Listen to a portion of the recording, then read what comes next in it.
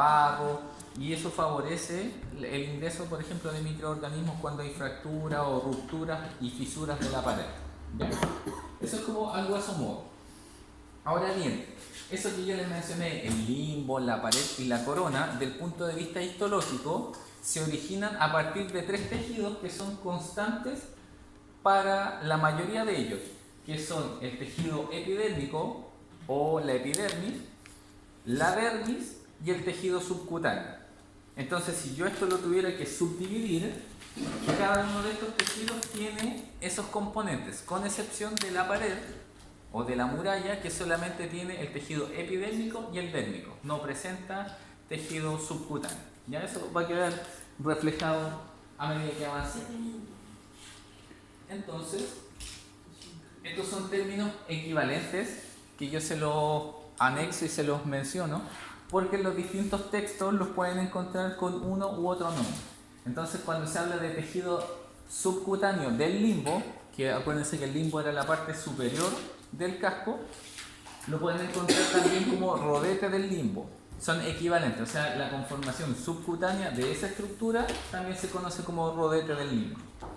El tejido subcutáneo de la corona se conoce como rodete de la corona, así que cualquiera de los dos son válidos para la descripción. La dermis de la pared no se las puedo mostrar acá porque me falta un componente que es la parte ósea que va con relación al casco, pero eso se denomina podófilo. Y la contraparte, que es la epidermis de la pared, es esto que se ve acá adentro, que es el famoso queráfilo. ¿Ya?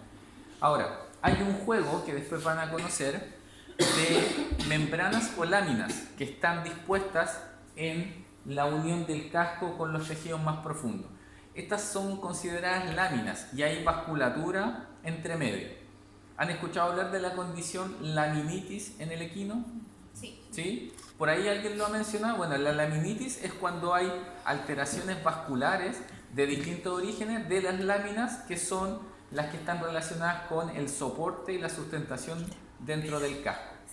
Por ejemplo, a las vacas o a los caballos en ambientes de acidosis, pongámosle metabólica o ruminal, se generan alteraciones como en el equilibrio del pH del organismo del animal.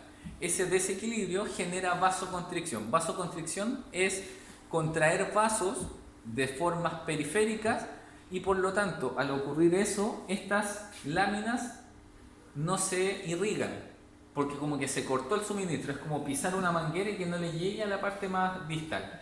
Eso pasa acá, producto de esa acidosis, y estas láminas se empiezan a morir, se necrosan.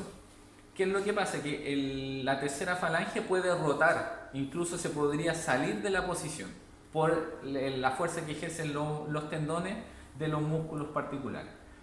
Y eso es una condición severa que para un deportista lo invalida completamente. Entonces, ese efecto, que es hemodinámico, puede repercutir en una estructura que es tan noble pero necesaria de una correcta irrigación. ¿Sí? Entonces, para que lo tengan presente. Cuña o ranilla viene siendo esto. ¿Ya? Así que si responden que esto es la ranilla o es la cuña, está igualmente correcto. ¿Sí? Y hay una parte... No sé si cuando le sacan el casco, que igual cuando no se saca la uña, cuando le sacan el casco, ya como cuando se saca la uña completa. Así que después lo vamos a ver en imágenes con animales más frescos, que se ve el grado de sangrado que pueden tener, pero sí, es como nosotros estamos trabajando con... Esto es el equivalente de una uña, ¿no es cierto? De una uña nuestra, ¿sí? Solamente que los tejidos que están más profundos en el equino son de mayor tamaño y son identificables si uno hace una correcta disección. ¿son más gruesos? Sí, pero vamos a hablar de esto, que es la herradura, y cómo le pueden poner clavos a esa estructura sin dañar. ¿Ya? Lo vamos a conversar a continuación. ¿Sí? Pero piensen que en la condición de animal deportista del equino, el mayor porcentaje de las lesiones yo les había dicho que estaban del carpo hacia abajo y del tarso hacia abajo.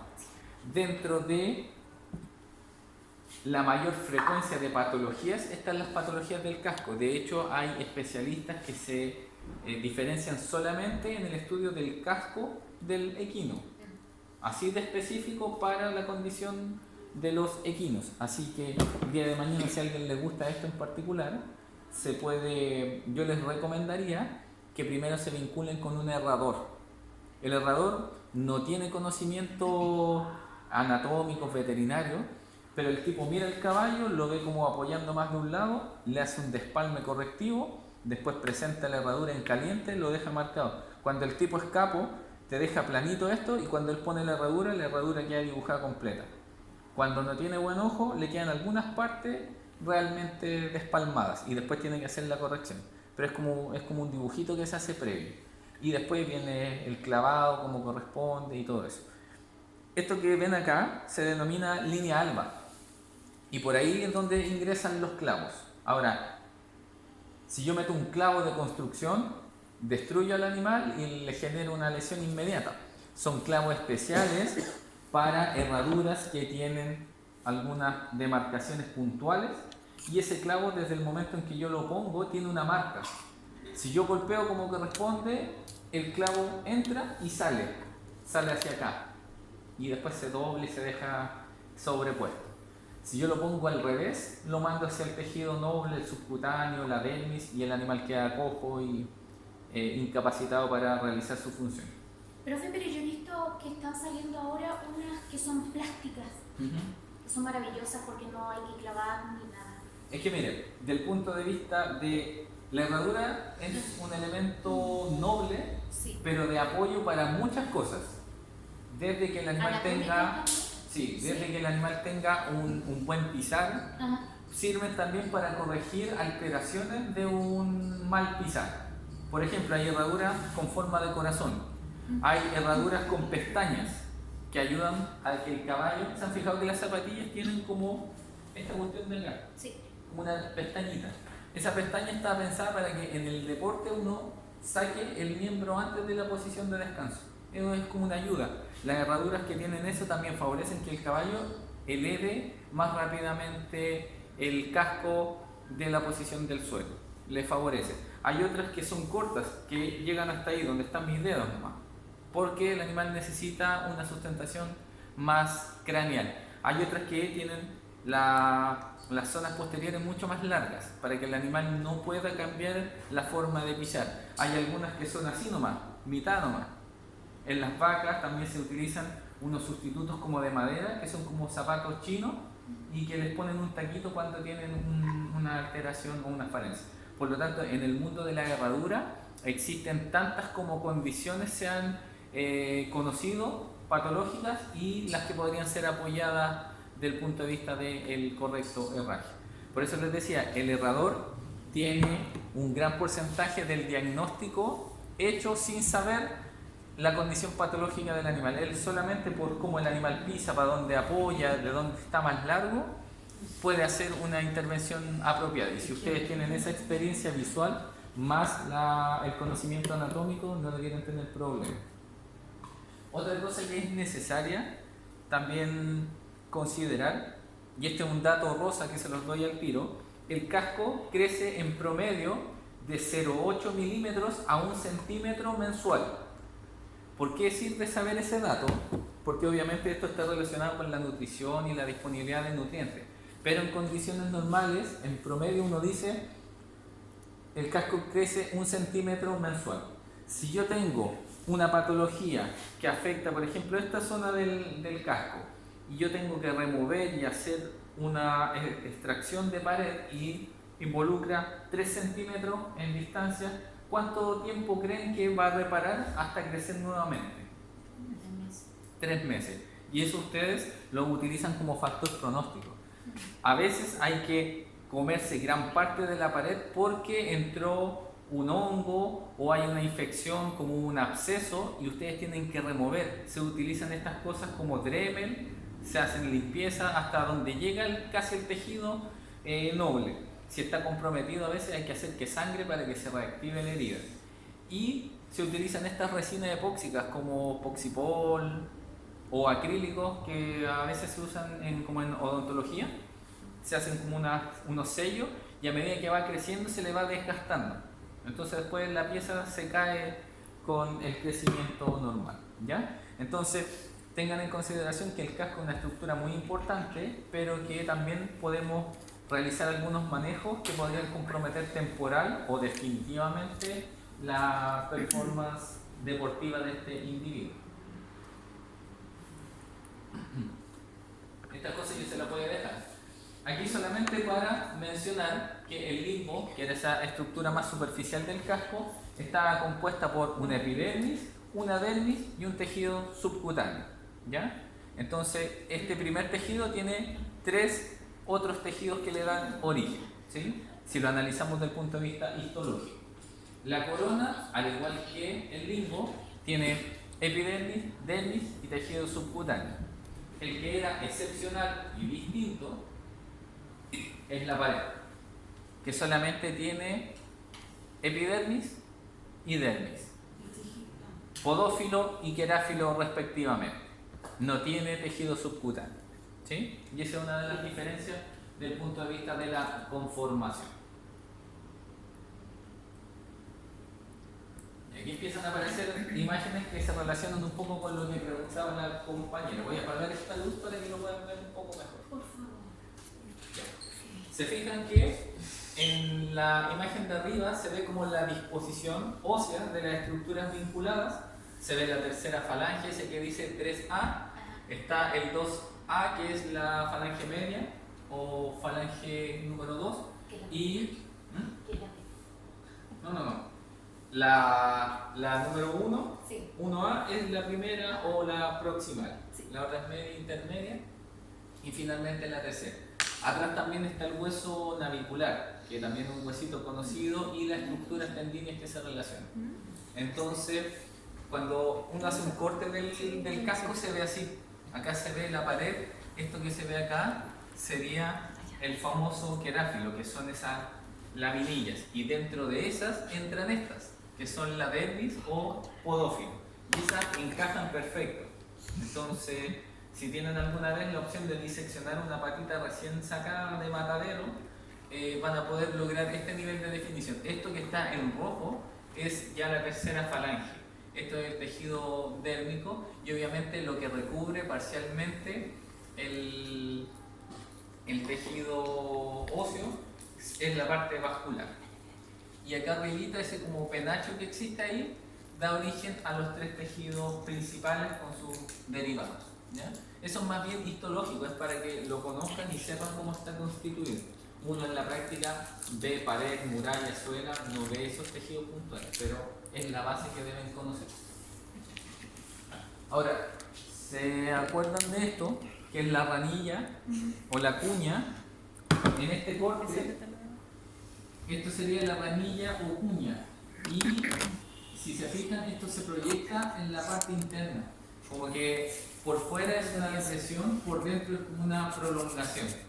Y eso se llama espina de la cuña, porque es un relieve que hay dentro del casco y se relaciona con la almohadilla digital. Después la vamos a ver. ¿Pero cuál es, profe, la bolsita o lo de arriba? Es esto de acá. Es que estas son proyecciones de esto mismo, pero que está cortado longitudinalmente. De ahí se lo voy a mostrar con más detalle, en la muestra en sí. Ahora, externamente, a este casco se le denomina de distintas formas según la porción. Si yo les paso este casco y les digo, identifiquen el lado al que pertenece, ¿ustedes creen que se puede hacer? Izquierda. ¿Por qué es izquierda? Como que eran los zapatos, así como. Sí. Miren, si uno ve el casco por separado, es muy difícil saber si esto es derecho o izquierdo, si es de mano o es de pie, ¿ya? Hay una pequeña referencia que nos dice que en general, como el mayor peso del animal, alrededor del 60% del peso corporal está distribuido en el miembro torácico, se dice que los cascos del miembro anterior debían ser más anchos y con un ángulo, que si uno lo calcula con estos famosos transportadores respecto al suelo, debían ser como de 45 grados de inclinación versus el del miembro posterior, que se habla de que son como de 55 grados y que debieran ser más estrechos. Ahora aquí hay una herradura que nos cambia un poco la percepción, pero en general el miembro anterior es más amplio y más ancho, el miembro pélvico tiende a ser un poco más estrecho, como primera referencia. Igual es como difícil tener, no sé, un campo solo, porque a lo mejor al tener los dos se pueden comparar. Claro, y sí, totalmente. Por eso, dentro de el proceso evaluativo, yo no les voy a decir que me identifiquen el lado, ¿sí? Aunque algunos herradores dicen que según el nivel de desgaste y de apoyo podrían identificar uno separado del animal si es derecho o izquierdo, ¿ya? Pero eso lo da la experiencia y influye en cómo pisa el animal. Después les voy a hablar de un concepto que es muy importante para eso. Entonces, estructuralmente, como dice ahí, esto se puede considerar como la parte delantera, ¿ya? Que sería la pinza o lumbre, se le llama la parte dorsal también, ¿sí? Que es como la más alta, ¿sí? Entonces esto sería la pinza o la lumbre. Les doy ese otro nombre porque a veces en los congresos de los países latinoamericanos hablan más de la lumbre. Nosotros hablamos de pinza, mama, cuarto, desde dorsal hacia lateral. Esto sería como lo dorsal, esto sería lo medial y esto sería lo lateral. Acá atrás tenemos los talones. Entonces el equivalente a pinza también es lumbre, acá adelante, ¿sí? Tenemos acá mamas u hombros, también se les conoce, ¿sí? Y tenemos acá los cuartos o cuartas partes. Y acá atrás se habla de los talones, ¿sí? Entonces, eso nos permite tener una especie de lenguaje por si uno tiene que dirigir un procedimiento. Uno puede decir, haz el trabajo en la, no sé, pues, en la mama lateral o en la mama medial de ese casco en particular, reconociendo si es derecho o izquierdo respectivamente, ¿ya? Eso es como en primera instancia.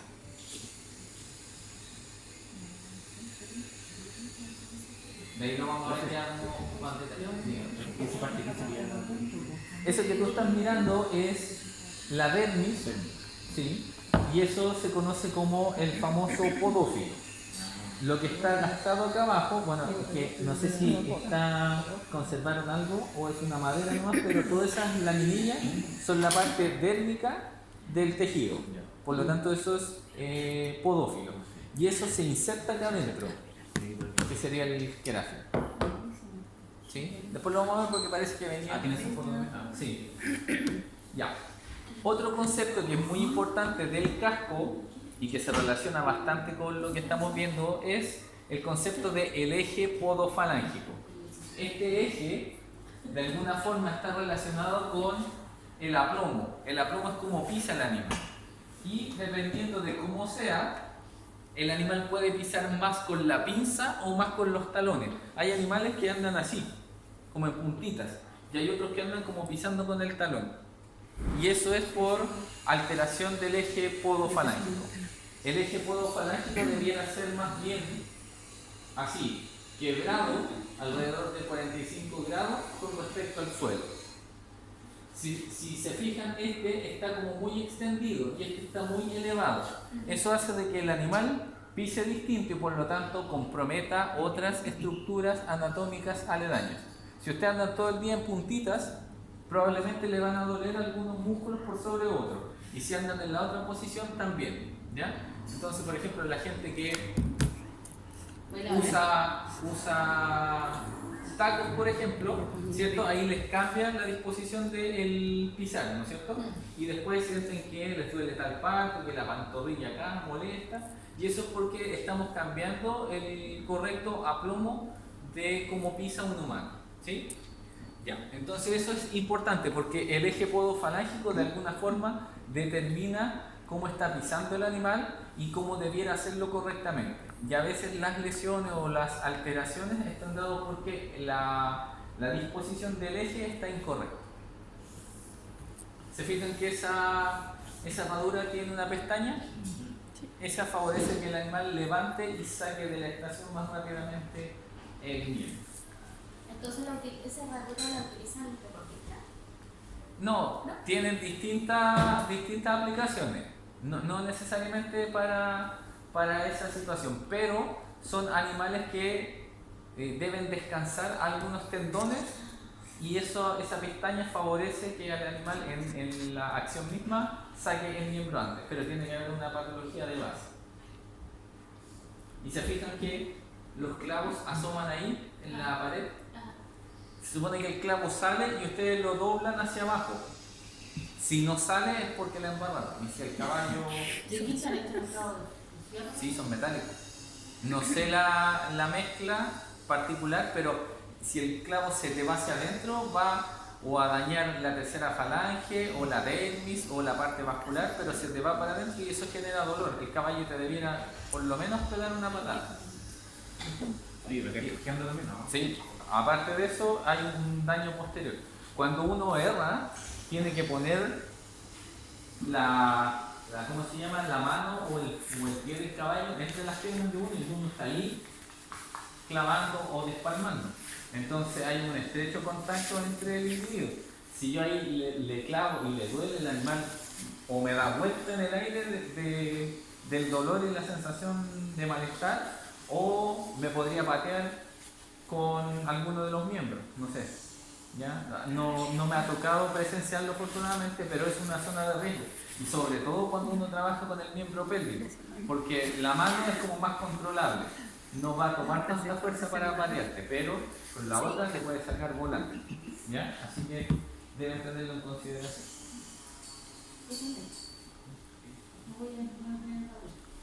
Esa imagen creo que les apareció en una prueba. Se las mencioné y tenéis que identificar qué tipo de articulaciones.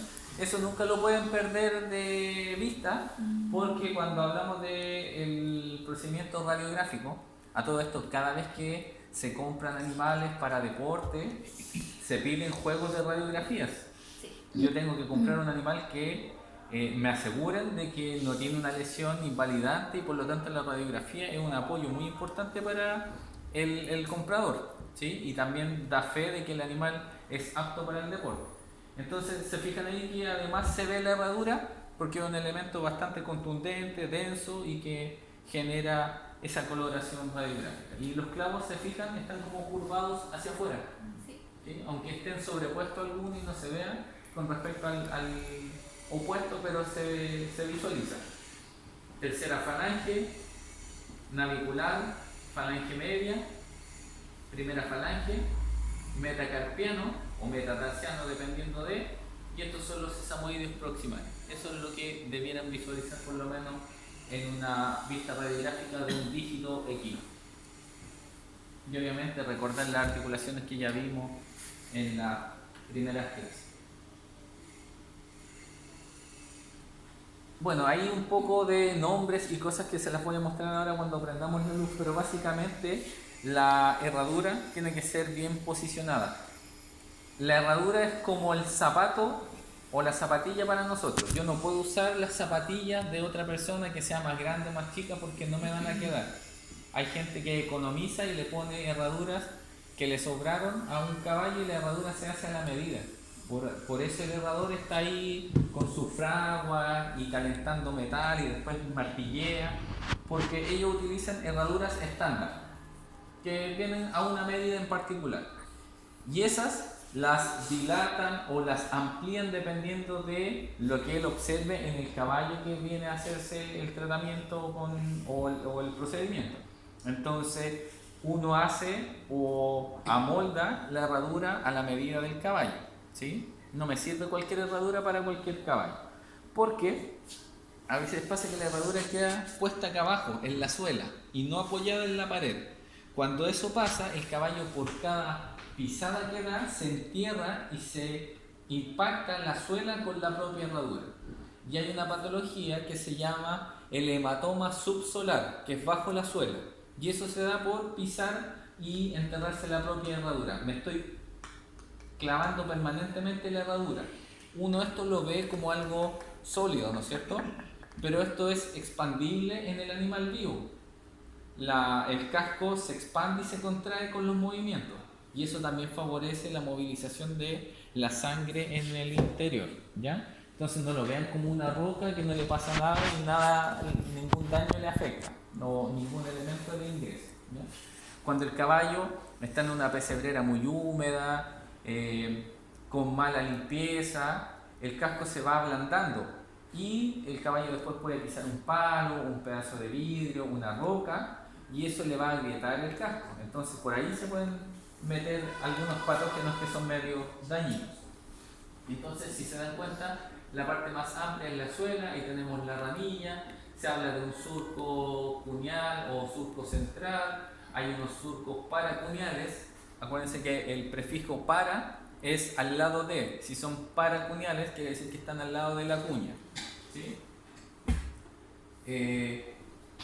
Bueno, yo les dije que la parte inflexa también se denominaba barra y era un equivalente.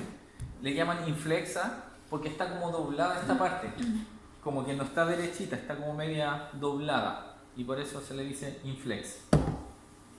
Y la muralla, que es la pared misma del casco, ¿ya? Después yo se la voy a describir para que la puedan grabar y tener. Y bueno, la línea alba, que es por donde ingresan los clavos y que si son colocados apropiadamente deben salir por donde deben. Hay más de lo mismo de lo que les mostré con otra imagen: la muralla, pared, ahí está la barra, la suela, que es esta parte más amplia, la ranilla, los talones. Incluso se hablan de los bulbos de los talones, porque el talón es como la parte posterior, pero los bulbos son como unas protuberancias que ustedes pueden observar ahí, esa y esa. Como cóndilos, una cosa así. Ya, digamos que son como con forma de cóndilo, son como con aspecto más bien convexo, pero se le denomina bulbo de los talones, y a toda esta zona los talones, como tal. Bueno, esto lo hacíamos allá, tenía que pasar a alguien y poner los nombres de las cosas que correspondían, pero como va a quedar la imagen, ustedes después ¿cómo se llama? La imprimen y la rotulan, y si quieren la próxima semana lo traen y yo se lo reviso, o si tienen dudas, no, pero es para que aprendan. Yo puedo tomar esa misma imagen maliciosamente y tirarla en la prueba y les pongo una flechita, ¿ya? Es malo, así que me imagino que sí. Sí, y encima me he hecho al agua con anticipación. Ya. Esto es básicamente para que entiendan el concepto del movimiento, y es que cuando el animal pisa o levanta el miembro, el casco cambia en su conformación. Entonces cuando pisa se ejerce fuerza y de alguna forma se distiende, y cuando el animal le saca presión, el casco nuevamente se contrae. Entonces esa dinámica también favorece que la sangre, que está muy distalmente, pueda ascender respecto a el paso por los vasos sanguíneos. Y el cojinete digital, que es esa estructura como de tejido adiposo que está dentro, ayuda a impulsar eso como una verdadera bomba. Por eso les digo, el casco no es una estructura rígida e inmóvil. Esto es para mostrarles un poco el corte transversal del casco, y si se fijan, esto está cortado, por lo tanto ahí vemos parte de la estructura ósea. Aquí se ve la proyección de la ranilla. Esos son los famosos surcos paracuneales que ustedes veían por dentro. Estas depresiones son estas mismas, pero el corte que hicieron está así. Entonces están viendo solamente una foto de ese elemento. Entonces se ve parte de la pared, por ahí se ven las estructuras que se vinculan con el casco, que son, por ejemplo, esos cartílagos que se forman en la parte de acá atrás. Aquí hay unos cartílagos metidos en esta zona, y eso se podría osificar y fracturar eventualmente en animales de mayor edad. Profe, ¿Sí? ¿también son surcos colaterales? ¿Cómo? ¿También se llaman surcos colaterales? Sí, es que la imagen anterior decía colateral. claro, hay nombres que son más antiguos. Utilizamos estas imágenes porque son como las más orientativas, pero es más apropiado decir surcos paracuneales o... ¿Y línea alba lo mismo que línea blanca? Sí, es un equivalente. La garra blanca es lo mismo que la garra alba o la... No. Los corocolinos. Bueno, y ahí también se ve la proyección del tendón del flexor digital profundo, que acuérdense que se relacionaba con la cara flexora de la tercera falange. Entonces, uno ve por fuera un casco, ¿no es cierto? Pero por dentro hay una serie de estructuras que deben estar en buenas condiciones para que el animal pueda ejecutar su dinámica deportiva correctamente. Ahí está un corte o una imagen que relaciona las estructuras que yo les mostraba. Eso que se ve ahí es parte de la almohadilla plantar y eso es tejido adiposo que se comprime y se contrae y favorece el retorno. Estos que ven acá son las estructuras tendinosas que ustedes ya vieron. Por la parte palmar o plantar debieran encontrar los flexores, por dorsal debieran encontrar los extensores, ¿sí? El tejuelo es el equivalente o el nombre que se le da a la tercera falange, así que si de repente yo les pongo así como términos pareados deben saber cuál es cuál. ¿Cómo era? Tejuelo. Sí, tejuelo. Aquí está un poquito más en detalle, con más cosas vasculares que ya vimos y que ya conocen, pero es para que le den la vinculación y la importancia que esto amerita. Si el animal recibe un trauma por la zona de la pared o de la muralla, puede llegar a la tercera falange. Si pisa algún elemento contundente, tiene la suela reblandecida, también podría algo perforar y lesionar. Por lo tanto, son varias las superficies a las cuales se podría enfrentar el animal a un posible traumatismo. Y en el caso de los biungulados, hablamos de pezuña. Es una estructura que está dividida, por lo tanto tenemos la presencia de dos dedos en sí. No existe una ranilla ni un cojinete evidente en la zona de la almohadilla en sí, pero sí tiene unas estructuras que son estas estructuras córneas que se denominan cojinetes plantares. Y esos son más córneos, tienen como una cutícula mucho más gruesa que le da cierta resistencia a la exposición. No existe la disposición de esos cartílagos que sí están en el equino, por lo tanto en las vacas es muy difícil que tuviera una fractura de esos cartílagos porque no están en sí. Y por ser una estructura par, tiene ciertas zonas de intercomunicación entre un dedo y el otro.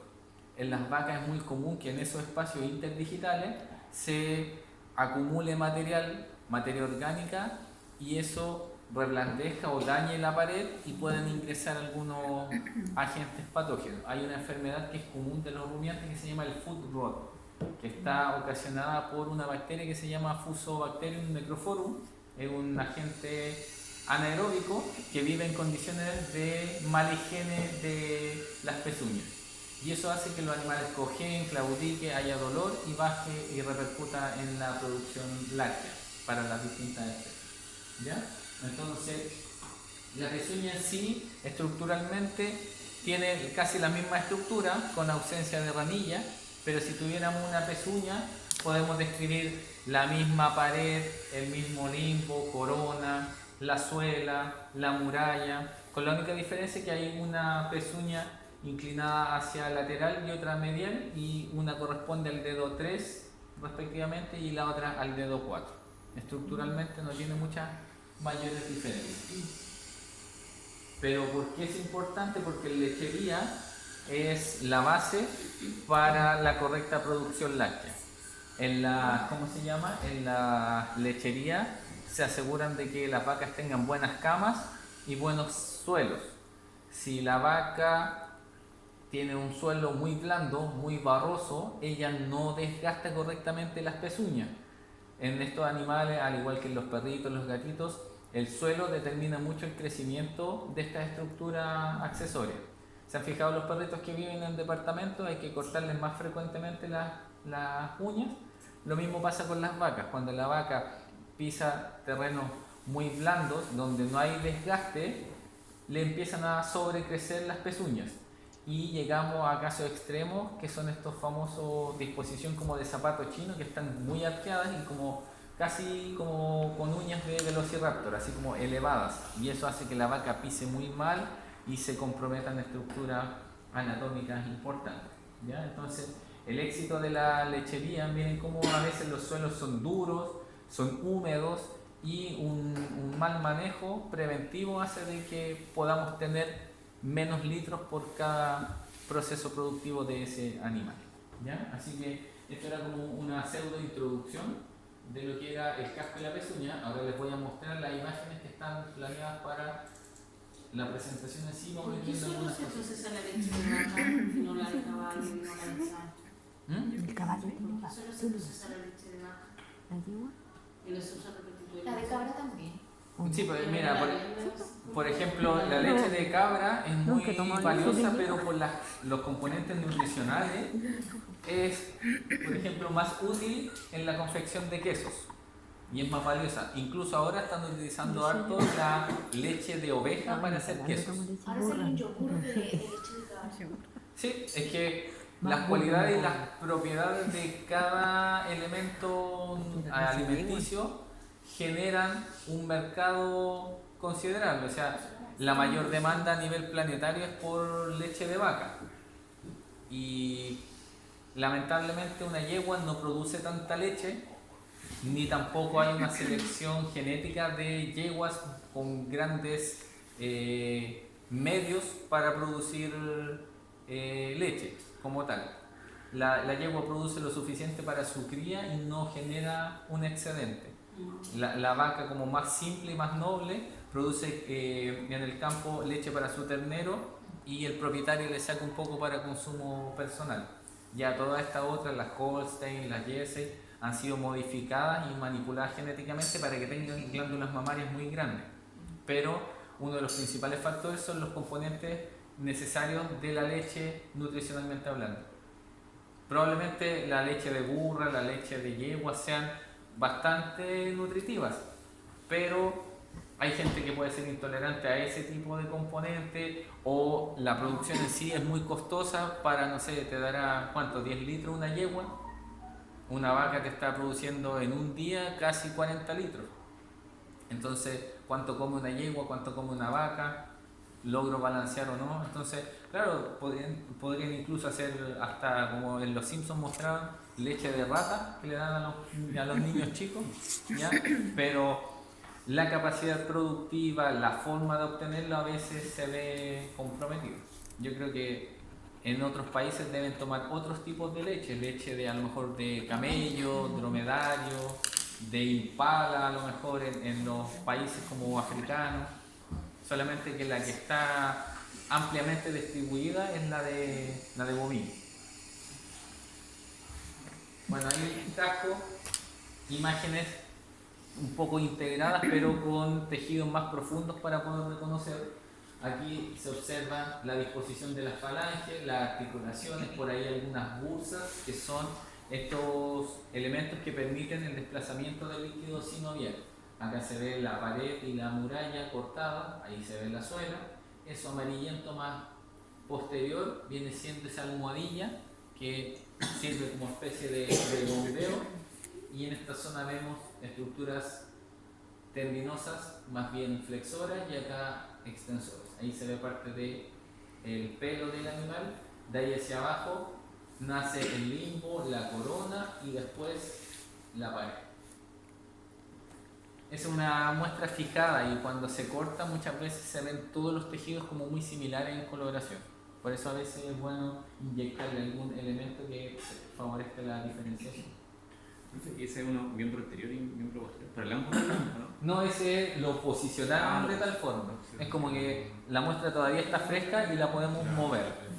Es como para demostrar la extensión también.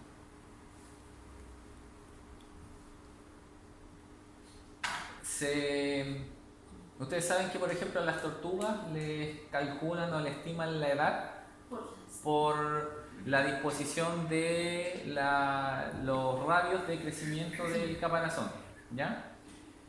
Se dice que en los cuernos, en las astas, también hay como una demarcación incluso estacional, porque a veces en el verano el surco de verano es más amplio que el de otoño, que el de primavera, etc. Hay diferencias. Entonces, nutricionalmente, cómo se alimentan los animales en esa época a veces queda reflejado en este crecimiento corto.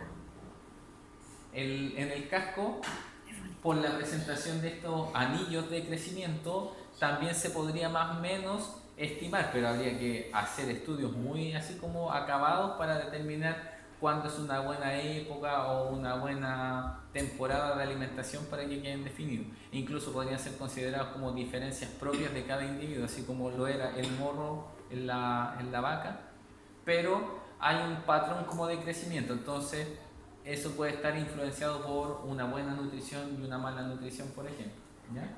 Así que como es un tejido vivo, se ve como duro, sólido, pero está vivo, está inervado y está irrigado.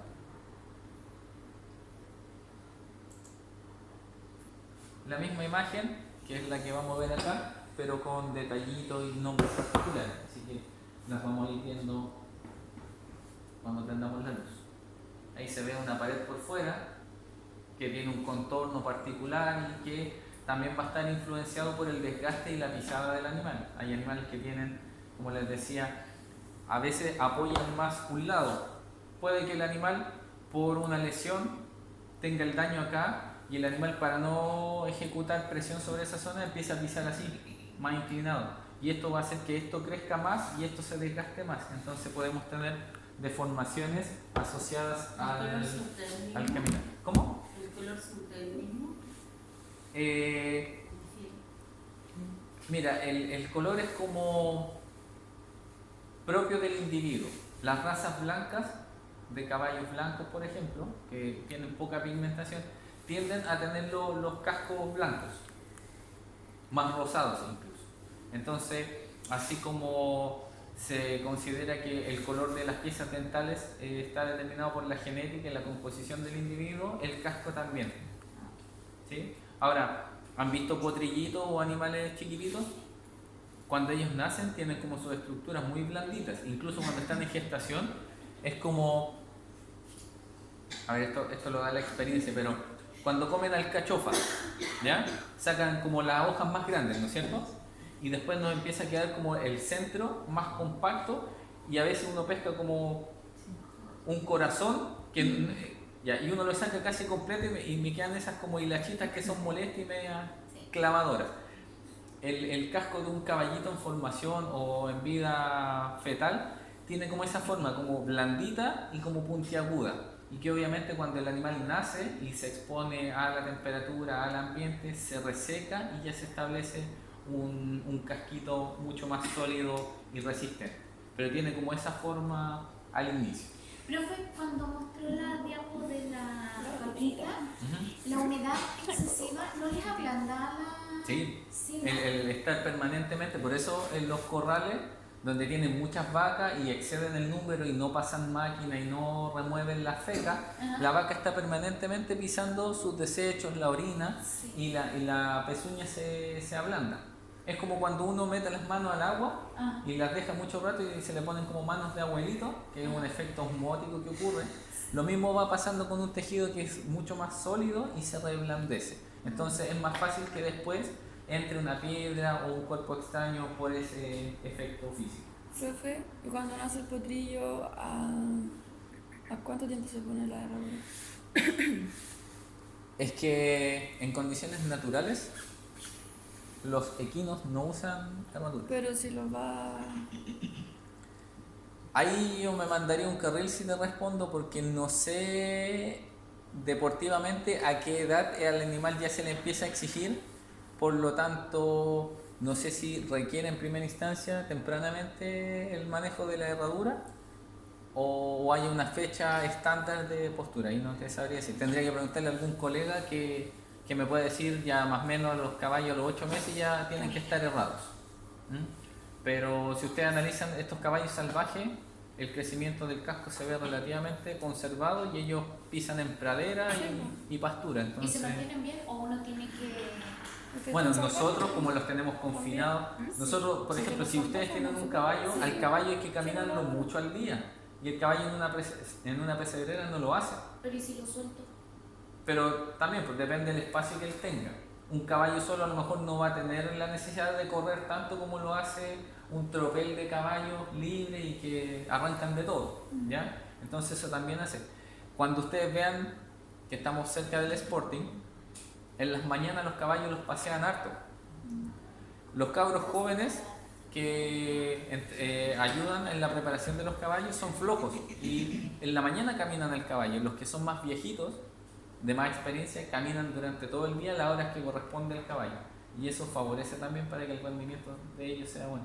El caballo está diseñado naturalmente para movilizarse harto durante el día, y así como descansan poco o en periodos breves, el caballo duerme parado. ¿Ustedes sabían eso, no? Sí.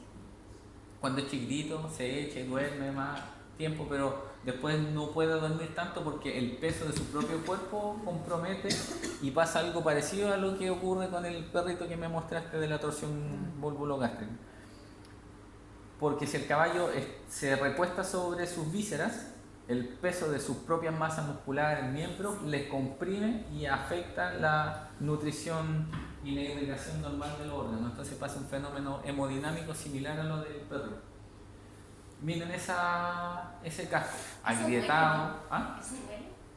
Si está comprometido en los tejidos profundos como el subcutáneo, que es el que tiene la inervación y la irrigación más evidente, claro. Cuando es la muralla es como que uno tenga un sobrecrecimiento y si me lo corrijo no me va a pasar nada. Son los tejidos profundos, vascularizados e inervados los que son dolorosos. Miren eso. Ese caballo tiene la pinza muy elevada, casi no la apoya en el suelo. En cambio con los talones como que ejerce toda la presión. Y eso te cambia completamente la forma de pisar y mover. Entonces es complejo. Pero eso tiene que estar así. ¿Tiene que estar así o no? No, pues esa foto es como está una alteración del... Eso hay que corregirlo. Hay que corregirlo, ¿no? Sí, pues hay que cortarle pinza Sí. y tratar de cambiarle la posición del eje.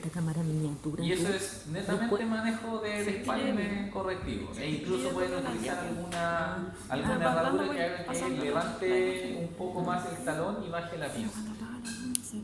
No, bueno, se ve. Es todo un mundo el que se dedica a pie de caballo o a casco, tiene que conocer esto al revés y al derecho y en base a cómo pisa, proponer soluciones. Hay una enfermedad que se llama el Arestin. Dícese una patología infecciosa del casco que genera una especie de acerrín en el casco puntual. La versión chilensis del Aristin es enfermedad dermatológica, múltiples orígenes y que no se sabe qué es Aristin. El perro tiene Aristin, el gato tiene Aristin. Ahí vale la tiña, la demodicosis, la sarna, dependiendo de la especie, pero como el concepto general está con Aristin. ¿Ya? Bueno, ahí se ve un casco oscuro de un animal más pigmentado, aquí se ve uno mucho más pálido, pero que tiene algo de pigmento en alguna zona.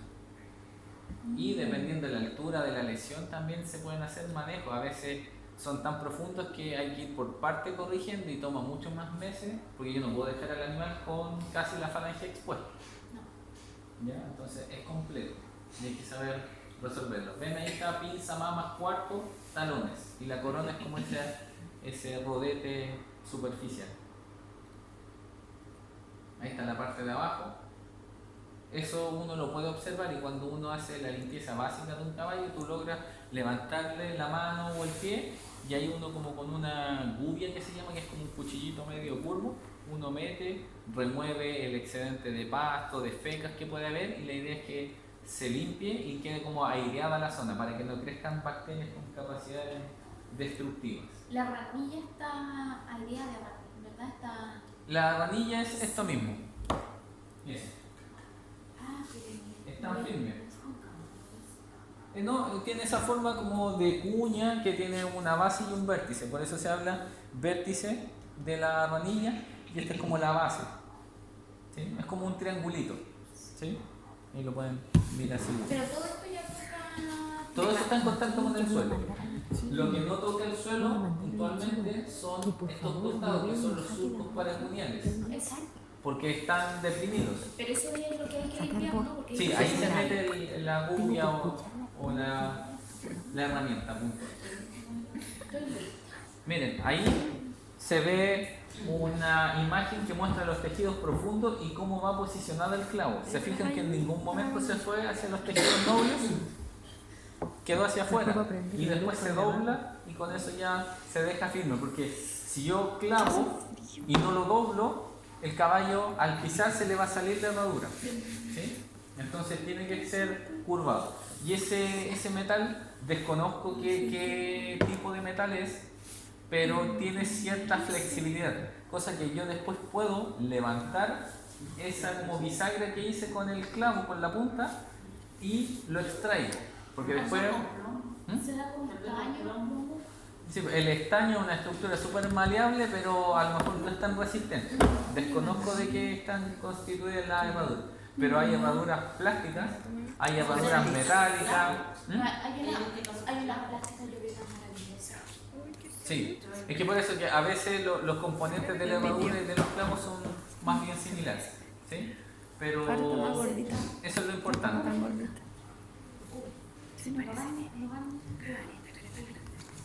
Se identifican los talones y estas lagunas, que son los mismos surcos, central o cuneal, o paracuneal, surco central, laguna media, laguna lateral. Ahí está con otro nombre, no se usa tan frecuentemente, pero es bueno que lo sepan igual.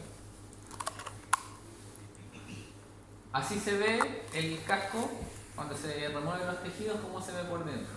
Se fijan que esa proyección de la cuña, que por fuera es como una proyección, aquí es una depresión, ¿sí? Lo mismo que esta estructura, las barras o las partes inflexas por la suela se ven deprimidas, por dentro se ven proyectadas. Es la impresión. No se me olvide. Es la impresión, es como el negativo, ¿sí? ¿Se fijan que ahí está el bulbo de los talones? Así se ve también por arriba y ahí se ve como el negativo nuevamente, ahí está la espina cuneal, acá están las barras, las proyecciones y aquí ya se empiezan a ver parte del hierafio. Sí, pero es una vista dorsal del casco. Así se ve el tejido noble. Por eso esas laminillas son tan importantes, están muy irrigadas. Es como esa cosita blanca que tienen los huesos que hacen Ay, hace frío. Ya, pero- Ella vive en Serena. Sí, es que mira, los huesos, hay huesos de aspecto papiliforme que son como hojas. Por ejemplo, en el Bomer tenemos ese tipo de conformación. Estas son laminillas, pero que están entrelazadas unas con la otra y entre medio comparten irrigación y drenaje. Entonces, como yo les decía, cuando existen fenómenos vasculares, a veces hay bacterias que generan elementos que son vasoconstrictores y no le llega a nutrición y se mueren, se necrotan, ¿sí? Entonces, de eso depende ¿cómo se llama? El correcto funcionar de estas estructuras distales. Ahí se ve parte del periople. La corona es como un surco más marcado. Vamos a decir que el periople era el equivalente al tejido subcutáneo del limbo, ¿sí? Que lo vimos en los términos equivalentes, ¿sí? Y aquí está el querafio. Así se ve con mucho más zoom. Esto es como, véanlo incluso como un velcro. El velcro tiene dos superficies, ¿no es cierto? Y estas quedan como muy amalgamadas para una correcta adhesión. Lo mismo pasa con esas laminillas. Hay una técnica para sacar el casco de la parte estructural y es compleja. Yo aprendí a sacarlo pero con Dremel y le voy desgastando hasta que lo suelto. Pero hay tipos que usan una técnica que no le enseñan fácilmente y te permiten sacar, como desprender esto y poder estudiarlo rápidamente. En el matadero, las de vaca, las meten en agua caliente y las tiran como con una palanca y sacan las patitas de vaca que son comestibles. Esta imagen más o menos ya se la mostré vinculando las estructuras que se interrelacionan dentro del casco y ahí sería más puntualmente revisar en un corte de Las del esa cerdo son forma. similares de la vaca. ¿Cómo? Las del cerdo.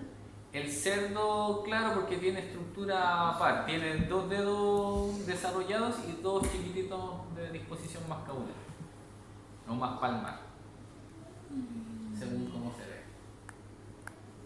Ahí está esquemáticamente la misma estructura que vimos, pero con un dibujo más bonito y más llamativo. Y bueno, por ahí hay algunos elementos que están mencionados en la membrana queratógena. Bueno, lo que conversamos básicamente es la conformación histológica del casco. Yo les dije que habían como 3 tejidos base y estos 3 tejidos base tienen como subtejidos, histológicamente hablando, que les dan origen. Por lo tanto, lo que es limbo, corona y pared se originan de un tejido subcutáneo, de un tejido dérmico y epidérmico, hasta la pared que no tenía tejido subcutáneo. ¿Ya? Entonces es una interrelación de tejidos profundos. ¿Esa imagen la mostraron? Sí. Sí. Así es como uno podría sacar este casco rápidamente y ver esa estructura. Cuando eso está fijado en formalina se ve como color café miel, una cosa así, cuando ya se fijó y cambió de aspecto. Pero son las mismas laminillas. Entonces yo aquí veo, esto es dermis de la pared. Acá estoy viendo dermis de la corona y un poquito más hacia la parte dorsal estoy viendo dermis del limbo. Son los mismos 3 tejidos, pero más profundos a nivel dérmico. Acuérdense que si uno lo ve histológicamente tenemos la epidermis, la dermis y abajo la hipodermis, ¿no es cierto? Eso era histología básica. Y como la piel es un epitelio, descansaba sobre una lámina propia y por ser epitelio es avascular, por lo tanto del tejido subcutáneo obtiene la nutrición. Por eso el tejido subcutáneo es necesario. La pared no tiene irrigación propia, pero sí se origina a partir de los tejidos que la vinculan. Imagínense que como es tejido córneo o queratina, acuérdense que la piel cuando cumple su etapa se depositan como fibras de queratina y es la piel que se recambia, la descamación y las células muertas. Al casco le pasa lo mismo, es como la etapa final, pero es un tejido más resistente. La misma imagen que les mostré por ahí, con la diferenciación de pared, dermis y tejido óseo profundo. Esa es una súper bonita disección, pero lograrla tomar hasta horas de trabajo. Y ahí está como el detalle histológico de el ensamble que tienen que hacer estas estructuras tisulares, desde el hueso hasta la muralla. Esto es conceptual, no se pregunta a ese nivel, pero si algún día les preguntan a ustedes, pueden explicar que el casco es tan complejo que a nivel histológico se relaciona de esa forma. Hay aproximaciones fotográficas mucho más bonitas y al final muestran la misma estructura, pero cómo va interrelacionada. Miren, si se fijan, esto es podófilo, esto es querático. Eso va como insertado en ello. Y lo mismo pasa acá arriba. A nivel de la corona, eso resecciona esto de acá y la parte del limbo en esa superficie más estrecha. Entonces van todos los tejidos vinculados con su equivalente. Aquí hay otra vista, esta es una vista solar de la misma estructura y eso al parecer está con la sangre del mismo individuo. ¿Ya? Porque ahí se ve lo vascularizado que se observa. Se fijan que al sacar el casco queda una ranilla, que es como el negativo de lo que se ve por dentro del casco. Esa es la cuña, pero es la cuña dérmica. La que yo les muestro ahí es la cuña epidérmica, ¿sí? Por lo tanto la ranilla no muere solamente con la epidermis, sino que también está en profundidad en la dermis. Y si ustedes remueven eso, aparece la tercera falange envuelta abajo. La dermis es como, ¿cómo podríamos decirlo? Es como un tejido afelpado, tiene como relieve, es como que fuera polar, así de poroso, cuando uno lo desprende. Y ahí con proyecciones. Si ustedes miran, ahí hay unas pequeñas laminillas chiquititas que en la suela son mucho más insignificantes que las que ustedes observan en la parte dorsal para anclarse, pero igual hay interrelación ahí, en esa zona.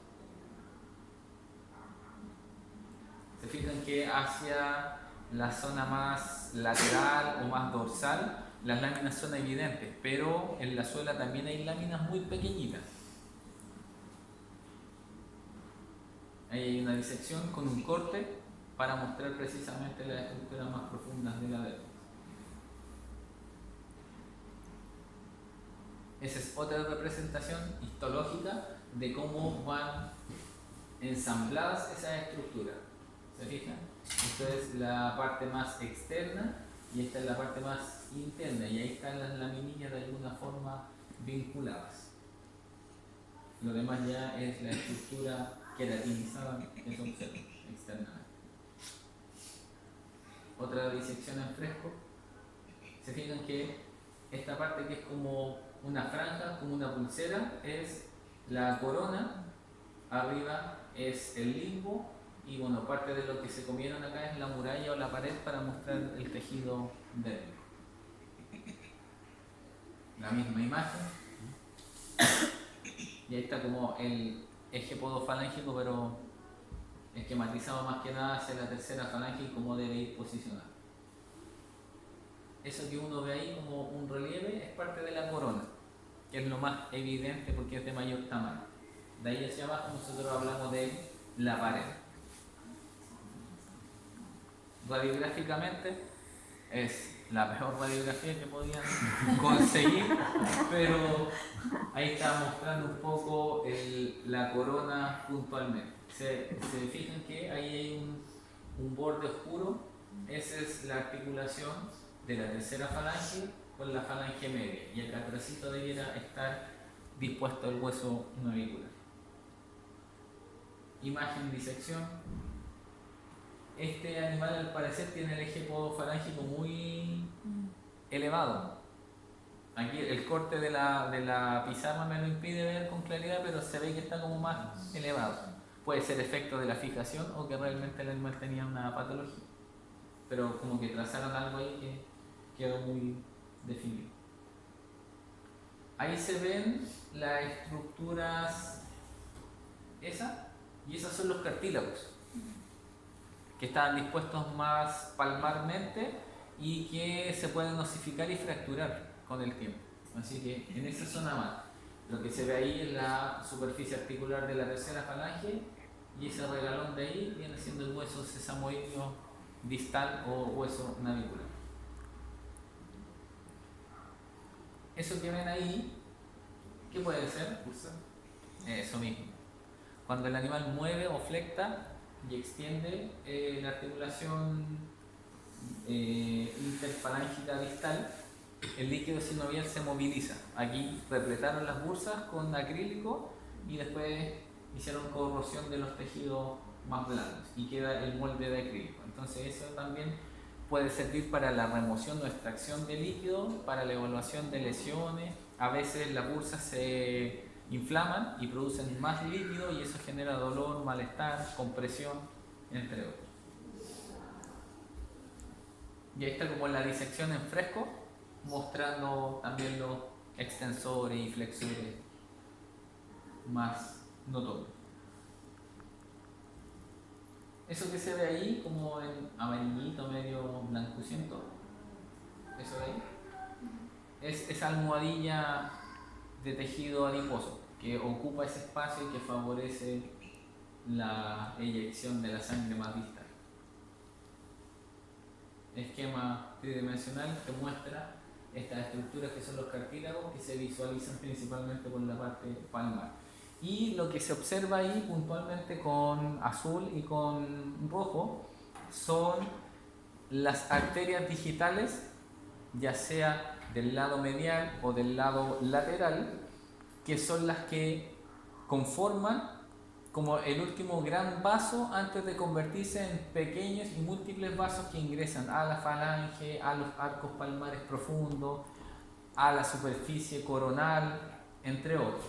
Entonces, cuando uno evalúa un caballo en vida, yo si tengo la posibilidad de trabajar con un animal que sea no muy inquieto, yo puedo bajar y por las partes laterales y mediales yo puedo presionar. Yo identifico los sesamoideos, los tendones y yo puedo tomar la presión de la arteria digital, en este caso lateral o medial respectivamente. Si ustedes presionan, esa arteria tiene pulso, ¿sí? También lo pueden hacer a través de la arteria que está en la parte ventral de la mandíbula, y hay otra a nivel maxilar que también permite medir la presión en el equino.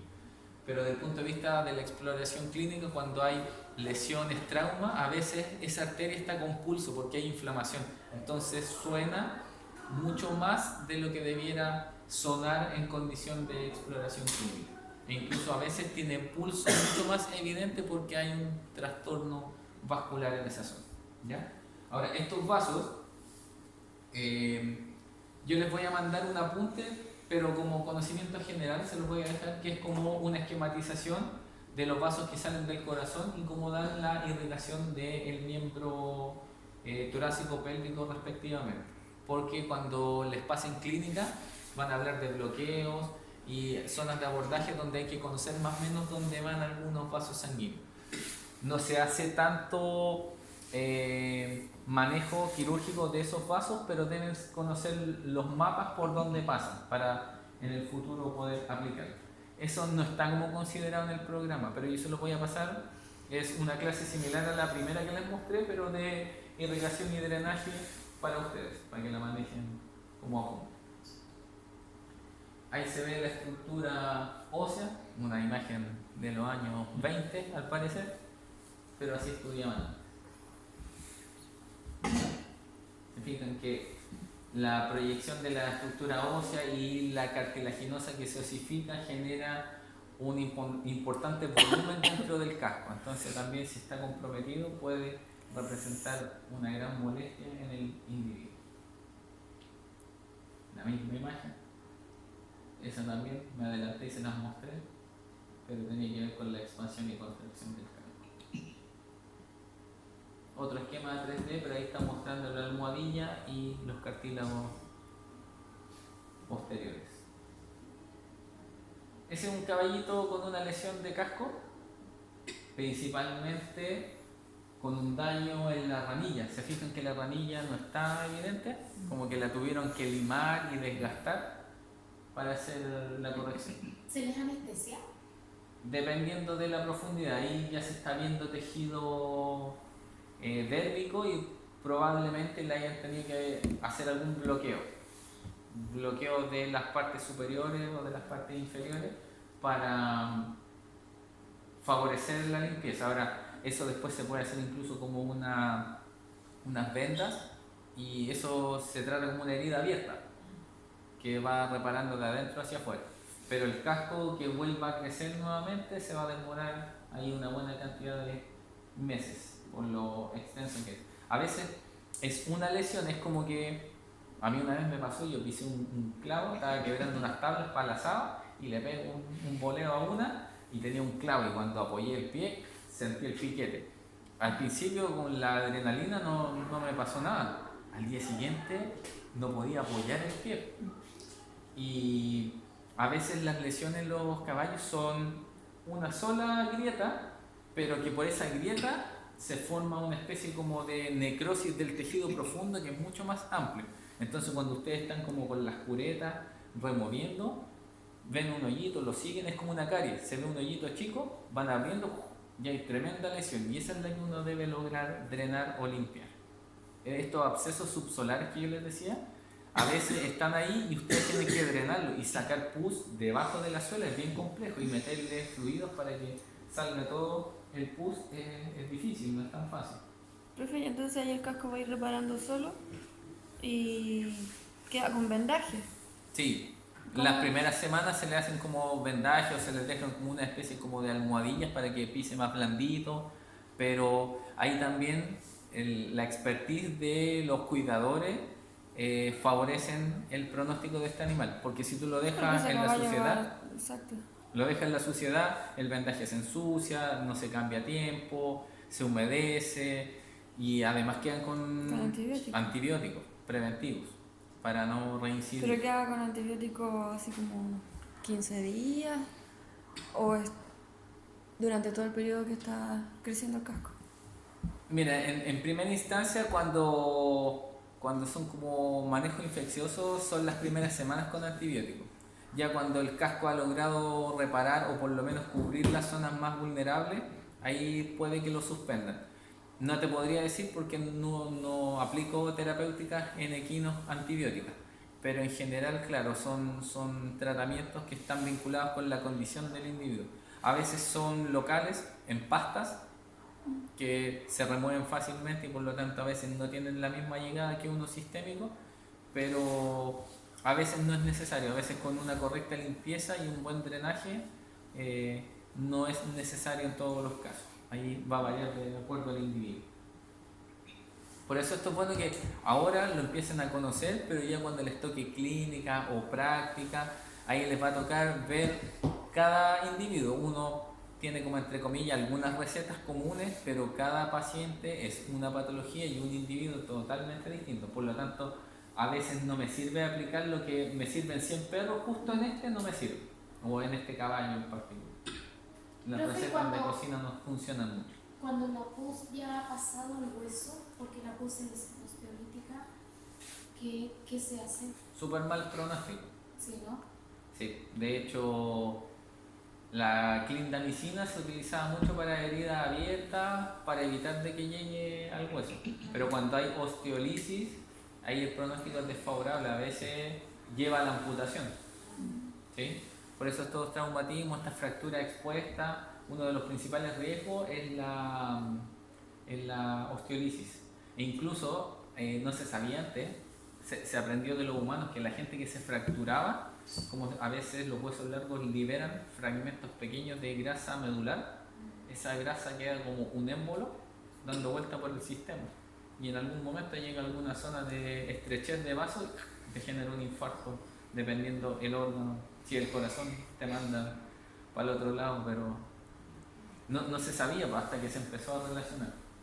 En los perros, este es un dato rosa también, cuando hay fracturas, en los perros de raza grande, hay un mayor porcentaje de presentar osteosarcoma en esos huesos fracturados. Es como, se te fractura un Rottweiler del fémur, de la tibia, probablemente ese perro durante los siguientes años pueda presentar una aparición neoplásica del hueso.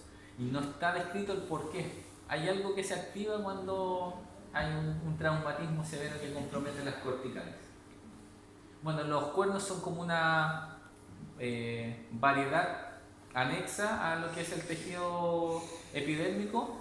En algunas especies crece de forma continua, en otros se recambia, como en los cérvidos, que se cae por temporadas. ¿Se han fijado estos renos que es tremenda cornamenta? O los alces que la mantienen fija y después la botan. Ya. Aquí también pues hay estacionalidad en algunos, en los bovinos es permanente. Y hay razas bovinas que no presentan los cuernos.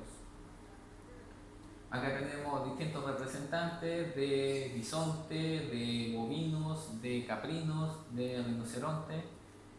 Mucha gente cree que el cuerno del rinoceronte tiene propiedades particulares, los matan por eso, dejan huérfanos, y eso no es más que uña. Si la gente supiera que se está haciendo una sopita con uña mejor se raspa su propia uña y obtiene el mismo efecto. ¿Ya? Ustedes ya saben, es tejido queratinizado, deriva de la piel, no tiene nada de afrodisíaco. Ahora, el que se pasa rollos con un cuerno de rinoceronte debe estar medio chalado del mar. Estas estructuras anexas también son las almohadillas, que era lo que habíamos conversado, también derivan de la piel, y ahí tenemos, dependiendo de la especie, distintas presentaciones. Ya tenemos almohadillas carpianas, tarsianas. ¿Se han fijado que los gatitos tienen como un cototito acá arriba? Sí. Esas son las almohadillas carpianas. Las metacarpianas están relacionadas con los metacarpos, que son estas de acá abajo, ¿sí? Y las digitales son las que ya conocen en cada dedito. Es como la clásica huella que deja el gatito. Son tal cual, ahí un erizo con sus patitas a la vista.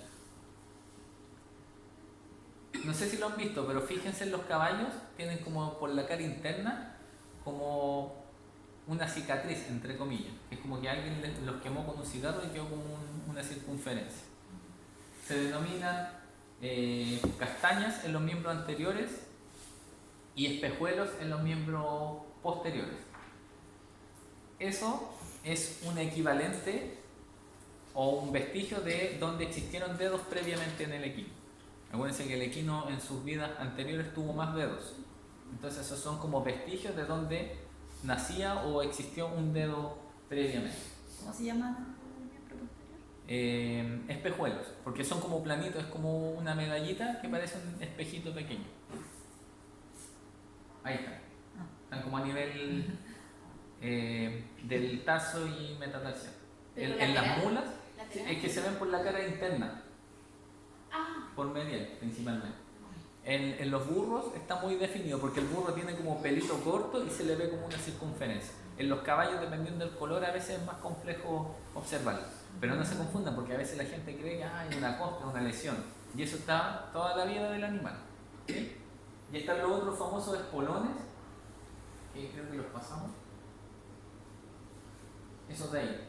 Son espolones que me sirven para, por ejemplo, tomar del pelo al animal y levantarle el miembro para hacer la exploración. También ahí tiene como un relieve y se denominan espolones o almohadillas metatarsianas y metacarpianas en esa especie en particular, en el equipo.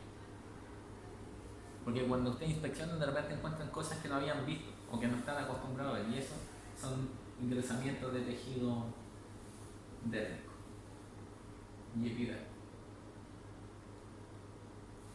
Y bueno, aquí está como el desglose de cuando hay más de un dedo. Se hablaba de pezuña o de la categoría de periciodáctilos, que son como los parientes del caballo, el tapir, el hipopótamo, los que tienen dedos impares. Y los artiodáctilos son los derivados de los rumiantes como la jirafa, el camello, todos los que tienen dedo par. Entonces, periciodáctilo o artiodáctilo difieren en el número de dedos que presentan. ¿Sí? Bien. Con eso terminamos la parte de casco. Lo de glándula mamaria lo vemos a la vuelta de comerciales.